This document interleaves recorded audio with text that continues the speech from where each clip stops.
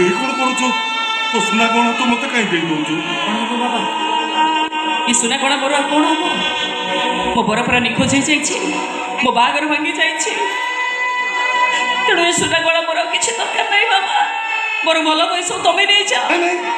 ନାଇଁ ରେ ମା, ମୁଁ ତ ଯୋଗୀ ମନୁଷ୍ଠଟାଏ। ଏ ଟଙ୍କା ପଇସା ଧନ ସମ୍ପତ୍ତି ସୁନା ରୂପା ଏଥିରେ ମୋର ଲୋଭ ନାହିଁ ରେ ମା। ଯୋଗୀ ବାବା କେବଳ ଏ ପେଟ ଚାଖଣ୍ଡକ ପୁରେଇବା ପାଇଁ ମୁଁ ଦୁଆର ଦୁଆର ବୋଲି ଭିକ ମାଗୁଛି। ଆଉ ତମେ ମାନେ ମତେ ଶ୍ରଦ୍ଧାରେ ଯୋଉ ଡାଲି ଚାଉଳ ପନିପରିବା ଦଉଛ ସେଇଥିରେ ତମ ପେଟ ପୁରି ଯାଉଛି।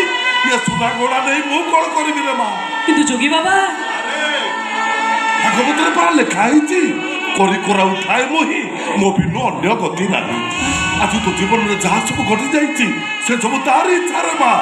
ହୁଏତ ଆଗକୁ ସେ ତୋ ପାଇଁ କିଛି ଭଲ ସାହିତ୍ୟ ରଖିଥିବ। କି ଭଲ ହବ ତାର, କି ଭଲ ହବ?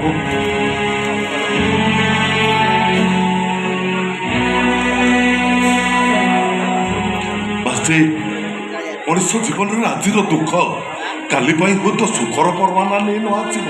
ସେ କଥା କିଏ କହିବ?